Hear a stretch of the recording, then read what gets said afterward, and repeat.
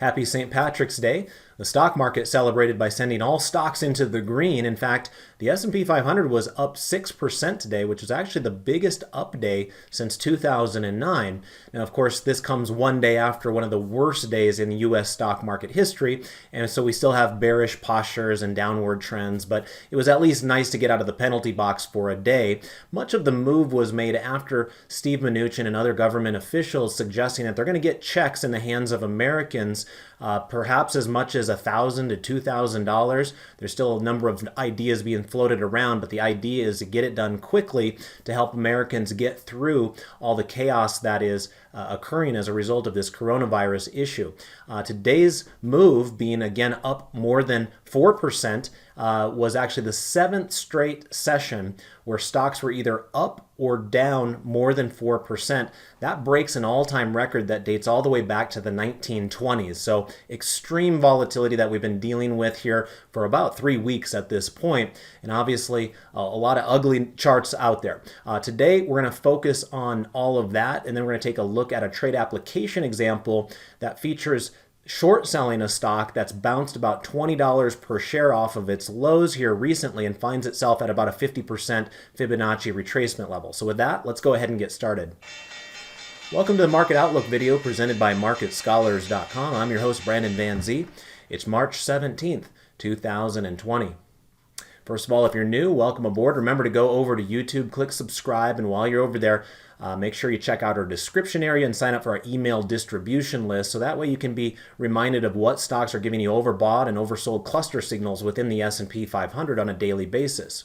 In addition to that, we're heavy users of Twitter. My handle is @BrandonVanZ. We really appreciate those of you that click like over on Twitter on these Market Outlook related posts to let us know that you want us to do these videos as often as possible. Lastly, we do have a presence on Facebook as well. Feel free to join our group at the web address in the logo in front of you. All right, let's go ahead and jump into our charts. As you can see, I've got our chart 6D pulled up in front of us. This was a chart that I traditionally start this presentation off very rarely whenever we would have a 1% up day. 1% is like child's play to us these days. Day after day after day, extremely aggressive moves that we're dealing with here. In fact, yesterday was the highest closing price of the VIX, even dating back past 2008. We didn't quite get to the all-time high on an intraday basis, but on a closing price basis, the volatility index was at extreme levels yesterday. Of course, volatility did drop a bit today. You can kind of see that with the purple chart down below, but we still find ourselves at very historically elevated levels here, despite the nice rally that we experienced here today. So here's this green bar that I was addressing before. It was a 6% up day for the S&P 500, and you can see that if we were to go back, so let me show you here, go to time frame and come back over here to a 15-year chart. We'll leave that at day for right now. I just want to show you how rare this was. I didn't really see this get talked about a whole lot today. Now, to be honest with you, I'm being stretched pretty thin right now. My apologies for getting this video out so late here tonight. My wife and I both work in the financial industry, and one of the things that Steve Mnuchin said today very firmly was that he had no intention of shutting down the stock market. So that means my wife and I are still working, which is a good thing. But the bad news is the preschool that my kid goes to has shut down, just like many of your schools around the country. And so we're pulling double duty here. We're trying to do our regular jobs and then also teach preschool at the same time. And so you're going to have to forgive our kind of awkward schedules here going forward. I know many of you are being personally affected by this whole coronavirus news as we are. So we're going to get through it together. But obviously you'll have to pardon my delays on occasion with these videos, as I do have to make sure I'm taking care of my preschooler, as he's not able to take care of himself quite yet. So anyway, finally getting able to do it here tonight. But nonetheless, I just wanted to show you here that today was a very big day for the market. So you can see kind of this 6% up move right over here, kind of towards the right-hand side.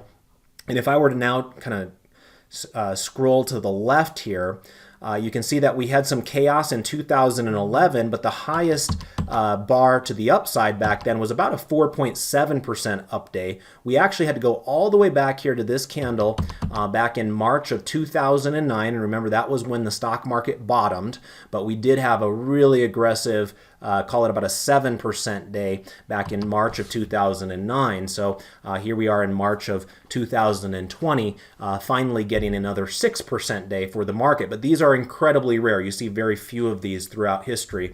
But of course, as I mentioned before, I hate to be the bearer of bad news, but we've just had a couple of really ugly sessions here recently. So 6% isn't doing us a whole lot to calm our nerves at this point. And it just doesn't really feel to me like this is done yet. It doesn't feel like the pain has been intense enough or enough time has passed for us to say, yep, that was it. Now we're going to move forward to more bullish scenarios going forward. Now, obviously, anything is possible.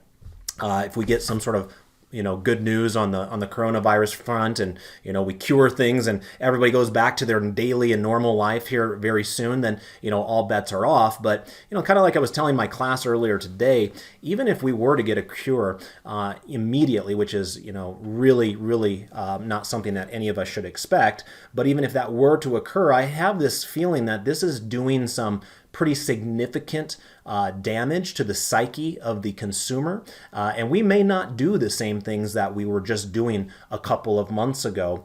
Even if we know that we're safe from a health perspective, we just might not feel like doing it. Either we got hit too bad in the stock market and our pocketbook is a little thinner than we want it to be, or we just don't trust that another virus will start developing here sooner rather than later. So I think it's going to take a bit more time than maybe some people are thinking about right now, just to get the shopping and the consumerism that we're so used to in the United States back on track to where it had been previously. So just keep an open mind as to what outcomes may be on the horizon.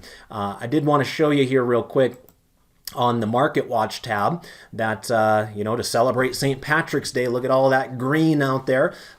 St. Patrick's Day is typically a quite bullish day for the market, and today did kind of follow through with that theory. Lots of green out there, whether you're looking at the tech stocks. And boy, one thing that really caught my eye were those utilities. Couldn't believe some of those moves we were seeing on the utilities today. NextEra Energy up 10%. Duke Energy up 12%.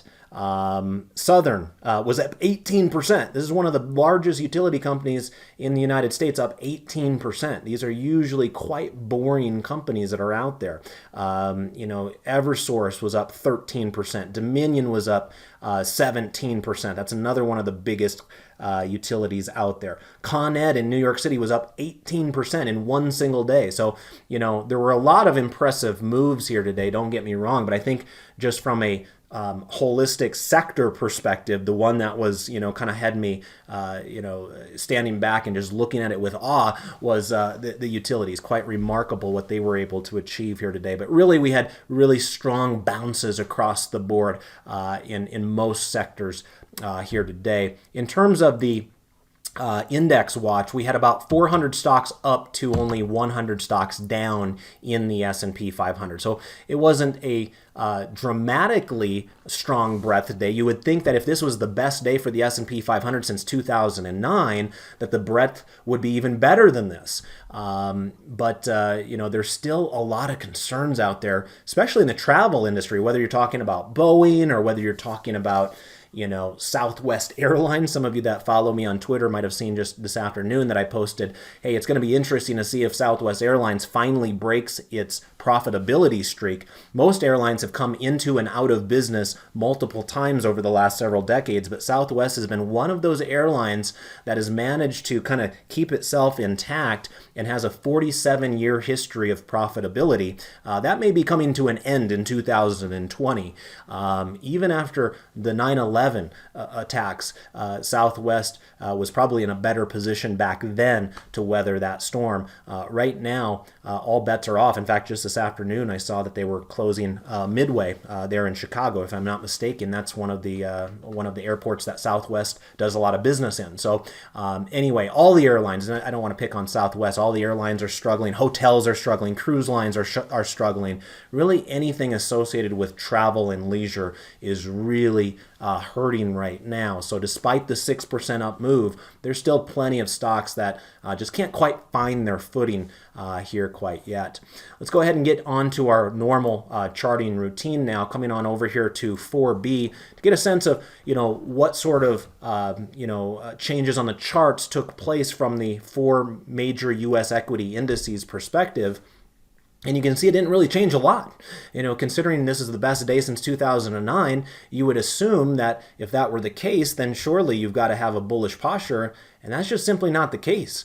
Again, with the candles in recent sessions being as ugly as they have been, 3 straight down days for the S&P 500 that put us from about 2,800 at the high to 2,300 at the low. It's not quite to 2,300, but 2,350 or thereabouts. That's an aggressive 3-day move that we just got out of. So despite the 6% rally we saw today, it really only brought us back in line with the upper end of where we were trading just yesterday. Usually you would think a 6% up move in one single day, has to be eclipsing weeks worth of candles in the past. But this merely got us back to where we were trading at one point yesterday. So I can't stress enough how volatile these markets have been. Some of the most volatile markets that traders have ever seen on Wall Street, not just us that are seeing this today. I'm saying in the history of Wall Street trading that we're experiencing right now. So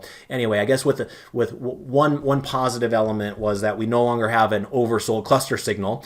We did have 2 oversold cluster signals in a row on the S&P 500, but with our rally today, we got out of those conditions because the red and the blue lines emerged out of the lower reversal zone. So we'll see if we can build on it, but the problem is we really haven't been able to put together strong back-to-back days for several weeks. I mean, we put in this high back here just on the 19th. So keep that in mind. Think about how quickly things are changing. I mean, it's almost comical. I think it might have been Becky Quick saying, "What day was it?"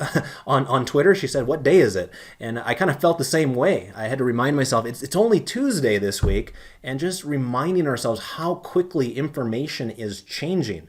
1 week ago, I assumed I was going to Las Vegas this week to watch the men's college basketball tournament, as has been my habit and routine for the last 15 years, to meet up with a bunch of my college buddies, staying at the Venetian, having a good time, watching a lot of basketball. Fast forward to here we are just 1 week later, the entire NCAA basketball tournament is canceled, and the resort I was going to be staying in tomorrow night, the Venetian, just announced today that it is closed permanently, or not permanently, but immediately, until further notice. So they literally just shut down the entire Venetian in Las Vegas. I mean, it is insane to think about the types of news headlines we've seen in just a very small window of time. 1 month ago, the world was a completely different place than where it is right now. And the stock market has fallen about 30% along the way. So since topping out here, on the 19th of February, you can see we really haven't had 2 up days in a row. So why are we to trust this one all of a sudden, that this is going to lead to great gains to the upside? I, for one, am not very trusting of this market right now. And I tend to think that days like today, big up moves, are a time for you to lighten up on your bullish positions. If you're an active trader, if you're a long-term investor, that's a different story. But if you're an active trader, a day like today would be a day to lighten up on your bullish positions, or to reload the gun with additional bearish trades going forward. This is not a market that can be trusted right now, and typically you want to think about selling the rips. We got a rip today. Are you going to be selling it? Is the question. I know it doesn't feel comfortable for a lot of people to be on the bearish side of the trade, but clearly the trend is down right now. And all of the postures, as you can see, continue to be strongly bearish despite that very strong day that we had today. One other important thing that I was tweeting about earlier today that I think is worthy of at least mentioning here is, before we got the rally, so this would have been kind of first thing in the morning, you'll notice that the Dow Jones broke 20,000. Now we closed up here above 21,000, so we had a more than 1,000-point range. In fact, we had almost a 1,500-point range in the Dow Jones. And look at how big that ATR has gotten. A 14-day ATR on the Dow Jones Industrial Average right now is over 1,000 points. That is just insane to think about. But anyway, 1,500 points was the daily range here today from high to low. But at the low point of the day, we did break 20,000. Think about that for a second. Right here, we were at 29,500. We were knocking on the door of 30,000 less than a month ago, or actually just over a month ago. And today we broke 20,000. That is 1/3 of the market value of some of the biggest blue chip companies on the planet that has just evaporated in 1 month's time because of this crazy black swan event that we're all dealing with called the coronavirus. Go figure.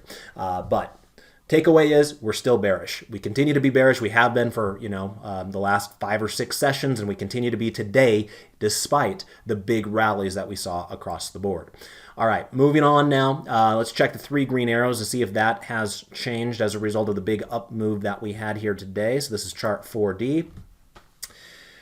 And the answer is no. So much like the posture setting mechanism on the market forecast technical indicator, the 3 green arrows technical setup remains in the bear's hands at this point. Despite the major rallies we saw across the board today, it didn't do a whole lot to satisfy the bulls in this particular case. You can see the background color remains pink on all 4 of those charts, telling us that indeed we continue to have bearish postures. By the way, I noticed that the Russell 2000 for some reason had 0.00 in the movement today. I don't think that was the case. It must be a glitch on Thinkorswim here tonight. So remember, you could probably pull up IWM, which is an ETF that tracks the small caps to get a good feel for it. Small caps were probably up about 4.5% here today, whereas the large caps with the S&P 500 were up 6%. The Dow Jones was up 5.2%. Remember, Dow Jones is really getting beat up right now because of the disaster known as Boeing. And then down below here, the NASDAQ actually had the best day out of the group. Tech stocks suspiciously have been holding up better than others. For those of you that are premium members that attend my top-down trend trading class, you'll know that yesterday in class we reviewed the sector rotation that's taking place. And while we do have healthcare and the consumer staples in the top 3, that was not a surprise because of their defensive nature and kind of the hoarding that's taking place right now. You know, the trade that we took last week in this presentation, as an example, Clorox was up like 20% today. So there are a lot of those consumer staples names that are rallying strongly as a result of the shopping habits in the United States right now. But one thing that was surprising to me was that technology managed to hold its own. So it's not that technology stocks are going up. The surprising element is that they are holding their own. They're not going down as much as the rest of the market. Now, when the rest of the market includes oil stocks and banks, that starts to make a little bit more sense. But typically, when you see a major washout in the stock market, the technology stocks oftentimes take it on the chin worse than a lot of the other areas of the market. So right now, there's a little bit of a rare exception to the rule.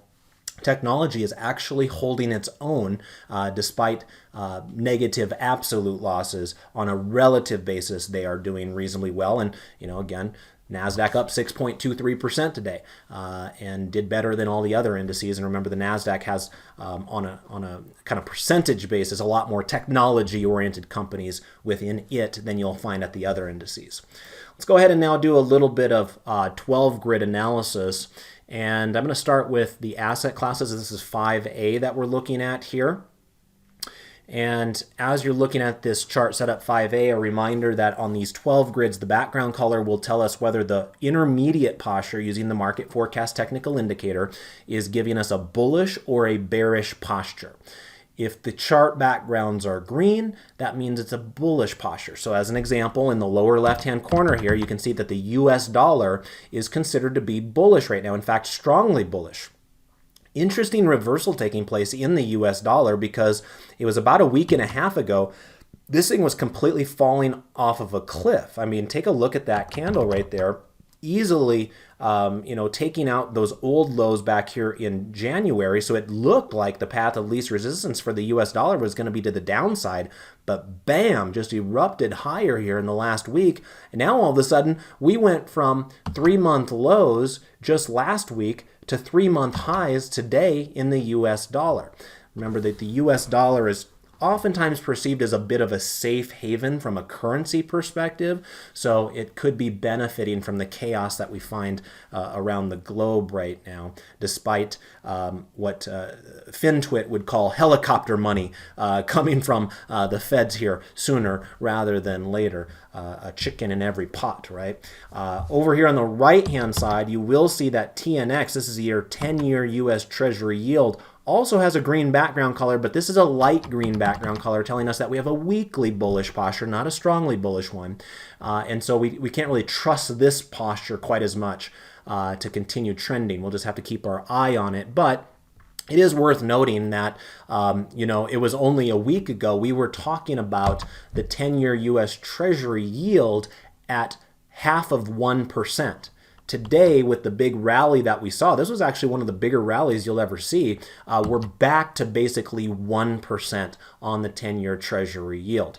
All the other charts on the board are red backgrounds. In fact, they're all dark pink backgrounds telling us that we have strongly bearish postures across the board. In some of the cases, I'm not surprised. Obviously, all the stock-based ones up here at the top, that is pretty well documented that the stock market is getting annihilated right now. So I'm not surprised to see them struggling in this environment. Maybe a little bit more surprising is to see TLT. TLT is the long-term U.S. Treasury bond, and it's actually got a dark pink background telling us that we have a strongly bearish posture. Now, that one still remains above a rising moving average, so I'm not sure if it's going to try to catch a little bit of a bounce here at that moving average. I wouldn't be surprised if it does, but the posture is now strongly bearish according to the intermediate line on the market forecast, so that one's a bit surprising. Usually when stocks are getting annihilated, Treasury bonds are going up, and that had been the case in kind of late February to early March, and then we kind of had this almost blow off top type of a thing here, and treasuries have really pulled back right along with stocks for the last week or two. The other surprising element to me is gold. I would have expected gold to hold up much better than it has. So this has been a bit of a disappointment to me here because I thought this was gold's moment to shine, and that really has not been the case. Now keep in mind, gold typically does poorly when the US dollar is surging, and that is part of the story right now, right? The US dollar has surged in the last week, so it's put pressure downward on gold prices.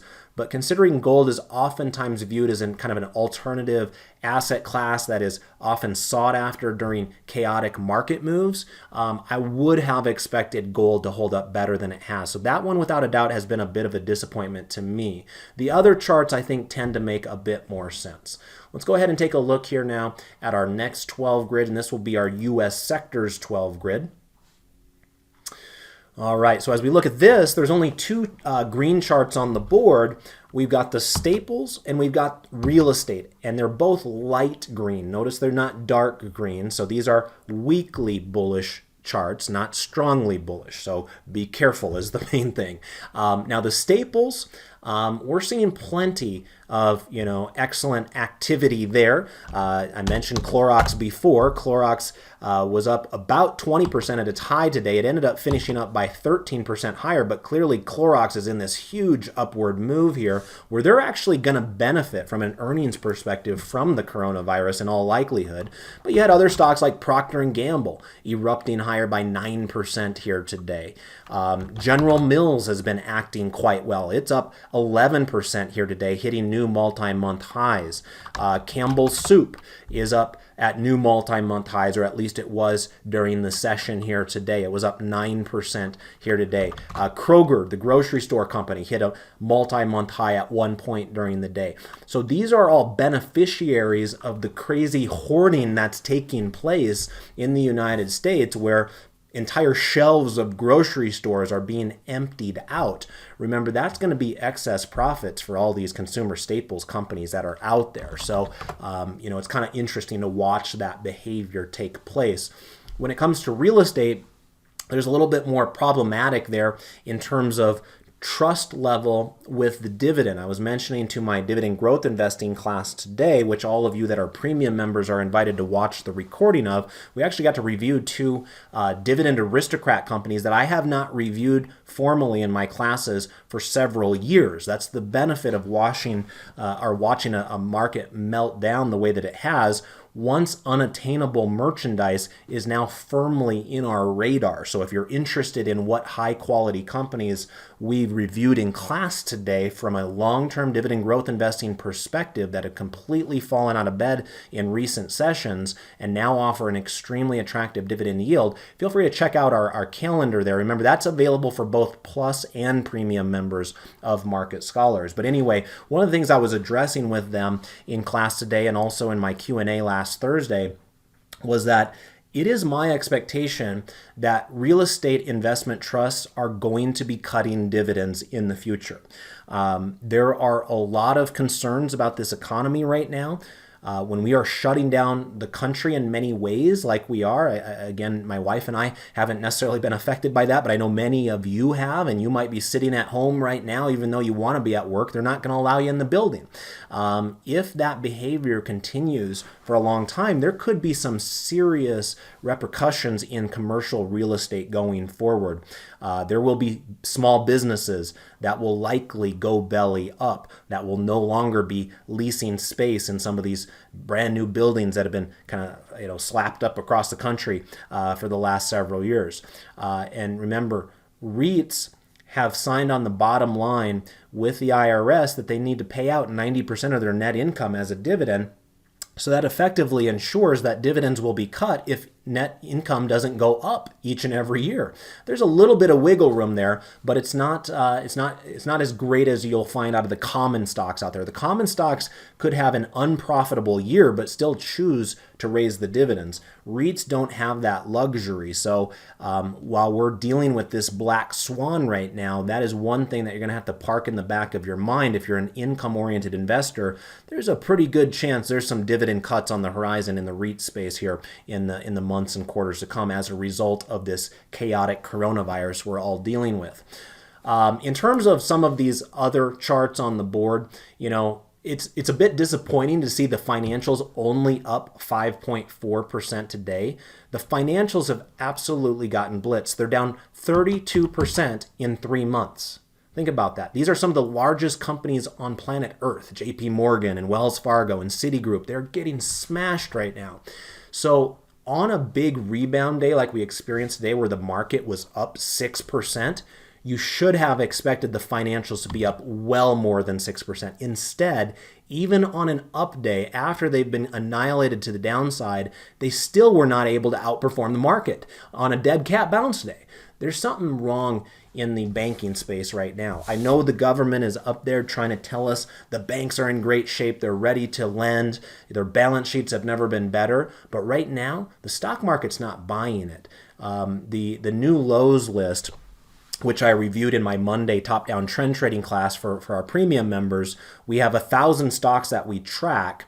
One of the largest sectors that we track from a components perspective is the financials, and by far and away the worst sector when it came to new 52-week lows was the financials.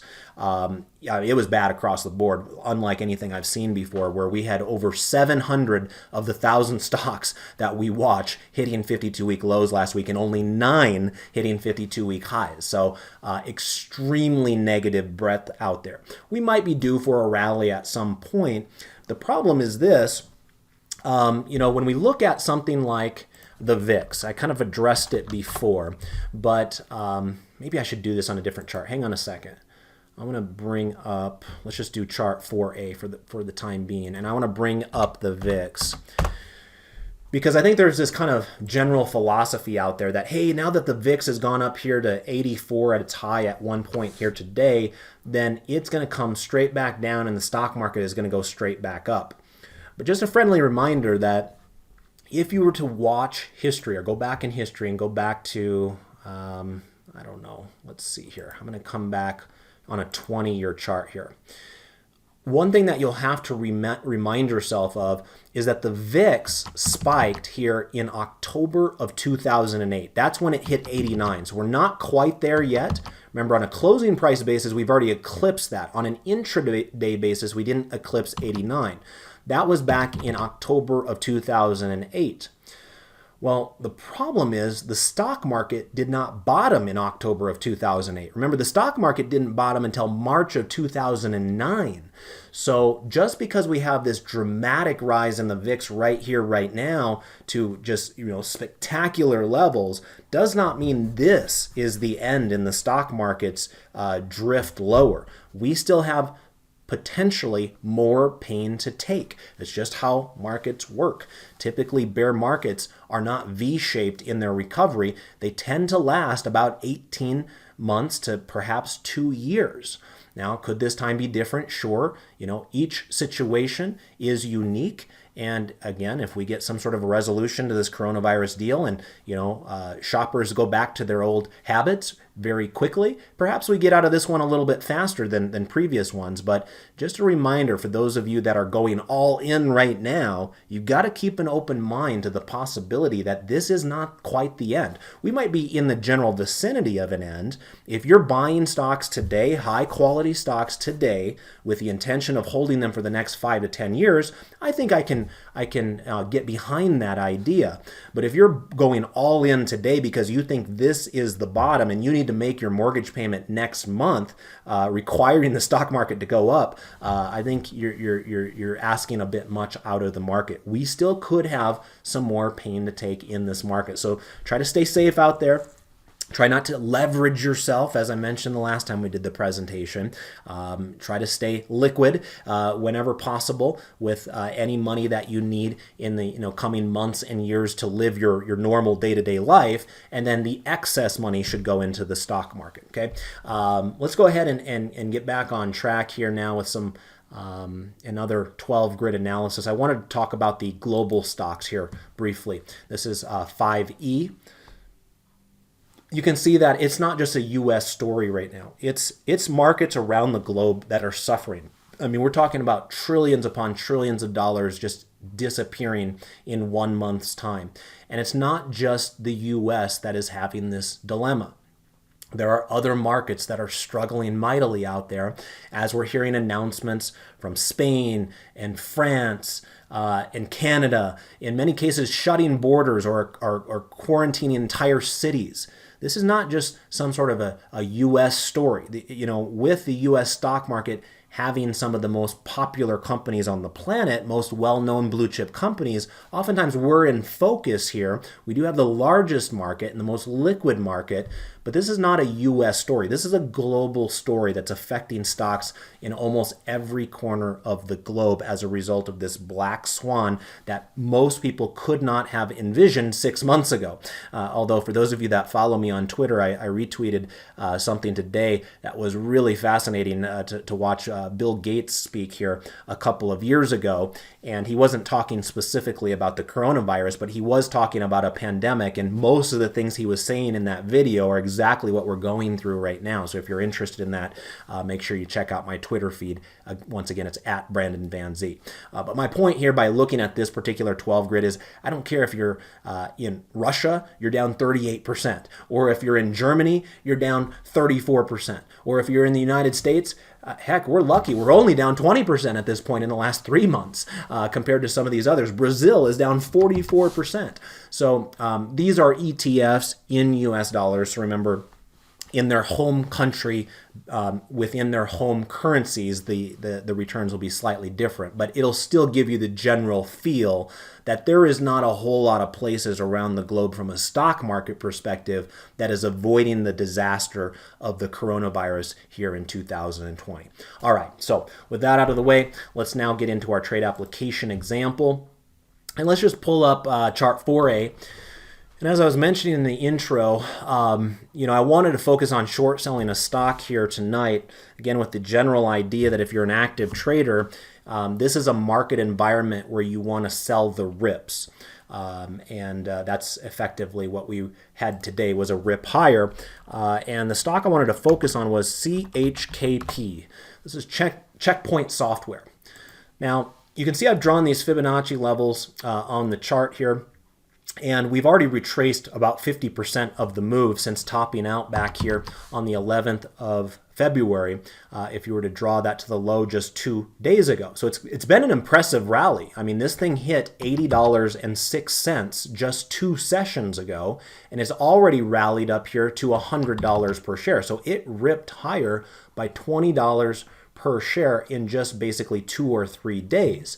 So that has gotten back about half of the losses since it topped out at 120. Again, think of the nice round numbers there. Call this 120. Call where we're at right now 100. So there was a $20 per share difference between its high on February 11th and where it's trading right now. And it's $20 higher than where it was just back here 3 days ago. So with this huge rally higher, I'm still a little bit nervous that markets have more selling to go. And so I'm looking for those companies that have maybe bounced a bit higher than they deserved, and looking for an opportunity to kind of reload the bearish gun again and look for opportunities from that perspective. Now, typically when I have a bearish trade in this particular market outlook presentation, I use the options market. In my swing trading classes, I tend to do short selling a bit more. Generally speaking, options trades are considered a bit safer if you can define your risk. The problem in this case is they had very illiquid options. They do have options, so for some of you, if you like the trade setup, you might explore that, but I'm just here to warn you that the bid-ask spreads were extremely wide, and so I didn't necessarily trust that as I was looking at the options chain tonight. So in this case, I think what I'm going to do instead is just outright short the stock. Now remember, you do have to have a margin account in order to short stocks. This is a margin account, this paper money account is, so I'm able to here. But remember, if you only have, let's say, an IRA account, you wouldn't be able to short stocks. So you'd have to kind of think of a more creative way to go about this through the options world or what have you. But in this case, I think what I'm going to shoot for is kind of a one-for-one reward-risk relationship. I'm going to make a bet that this company does not get back to its old highs up here at around 120 and instead turns back around and heads back to its lows from just 3 days ago around $80. So in order to do that trade, I think what I'll do is, let me get the calculator out here. You can see we closed at $99.84. So let's try to shoot for short selling this at $99.99, just a penny below a nice big round number where there might be a whole bunch of sellers right exactly at $100. So if we can get our short sale established before everybody else gets to sell, that would be great. So if we try to establish our short sale at $99.99, and let's say we put our stop loss a couple of pennies above its high from just a month ago. So let's put our stop loss at 119.69. So 2 pennies above its high price here back on the 11th of February. So if I were to take my calculator and just minus out 119.69, you can see the difference there is $19.70. So we're taking $19.70 of per share trade risk. So if I were to kind of clear the calculator there and take once again our starting point of $99.99 and subtract out our per share trade risk of $19.70, then that means that our target that we're shooting for on the downside is $80.29. So in other words, just a hair above the low of this candle just a couple of sessions ago. So you're basically making a bet that this thing has a better chance of hitting a multi-month low before it hits a multi-month high. And of course, you only want to take a trade like this if you believe that in general the stock market will be in a bearish trend, for the foreseeable future. And right now I have no reason to believe that that won't be the case. So I'm comfortable in a paper money environment placing a trade like this. So let's go ahead and place that trade by right clicking on the chart, coming down here to buy custom with Osio Bracket. Actually, hang on a second. We want to do sell custom with Osio Bracket. I'm so used to doing it with bullish trades. This is a bearish trade, so we actually want to sell custom with Osio Bracket. And what that does is it establishes this multi-row order down below here. I'm going to clip this little paper clip icon to kind of lock all those together. We'll just leave it in there as the default 100 shares, but obviously you're going to want a position size for whatever's best for your own personal account there. Everybody's situation is different, and we're not here to instruct you on your position sizing and different things like that. So I'm just going to leave it at the default for the paper money setting of 100 shares here. And I am going to change this. Up on the top line here in pink, it says $100.12. That's where I'm going to change that to $99.99. I am just going to put this in for a day because markets are moving around so much.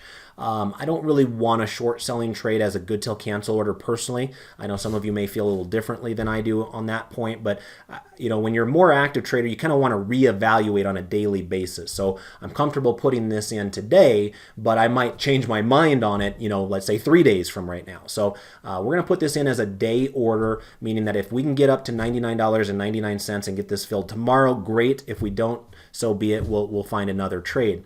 In terms of the next line down, this will be where we put our limit price. Now remember, on a short selling trade, this will be the lower number. So that's the one that I was mentioning before, $80.29 is what we're going to shoot for on the downside, where we're going to try to place an order, a limit order, good till cancel, so that when we do need to change to GTC. So that way, if we get filled at $99.99 tomorrow, and next week it gets to $80.29, that will basically ensure that it's buying it back on our behalf, and we're capturing the difference between those two, which was what I mentioned before, $19.70.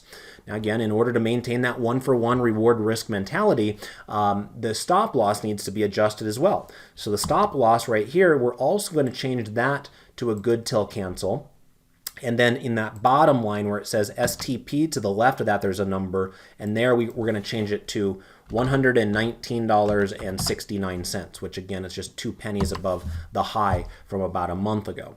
So I'm going to click confirm and send, and spending about $10,000 worth of buying power or selling power, however you want to say that, with a short sale here.